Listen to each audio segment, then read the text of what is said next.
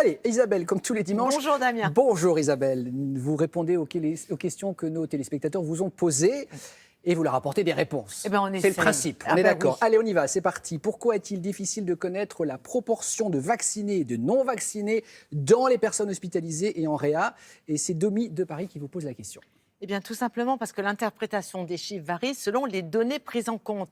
En fait, plus grande est la population vaccinée, plus grande est sa part dans les personnes hospitalisées. Oui. Et comme on sait que l'immunité du vaccin baisse au fil des mois, donc même si on avait 100% de personnes vaccinées, sans rappel, on aurait quand même des cas hospitalisés. Et dans ce cas, eh bien, 100% des admis seraient des personnes vaccinées. Donc, il vaut mieux compter différemment, par exemple en prenant en compte les catégories de personnes.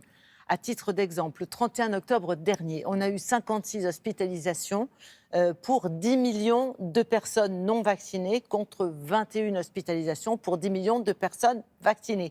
Et maintenant, si on enlève les enfants et les ados, qui sont quand même une grande part des personnes non vaccinées, une faible part des personnes hospitalisées, on arrive à 137 hospitalisations pour 10 millions de personnes non vaccinées contre 7 pour le même nombre de personnes vaccinées. Vous deviez être bonne en maths, vous, Isa, bravo. Hein. Eh bien Waouh. non, Ah bon, Damien. bah, Eh bravo. bien non. Ah bah Mais oui. là, c'est simplement de la logique. Et en Parfait. fait, tout dépend. Les chiffres, Bien sûr. on leur fait dire ce qu'on veut. Bien sûr. Question de Christine de Vertou. Pouvez-vous préciser ce qu'est un motif impérieux concernant les voyages entre la France et le Royaume-Uni?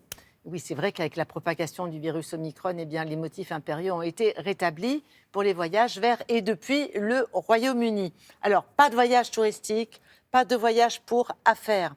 Que ça soit pour les personnes vaccinées ou non vaccinées, c'est test négatif, évidemment, de moins de 24 heures pour tout le monde. PCR, PCR, c'est ça. si possible. Alors, les motifs impérieux, ils doivent être familiaux, en fait.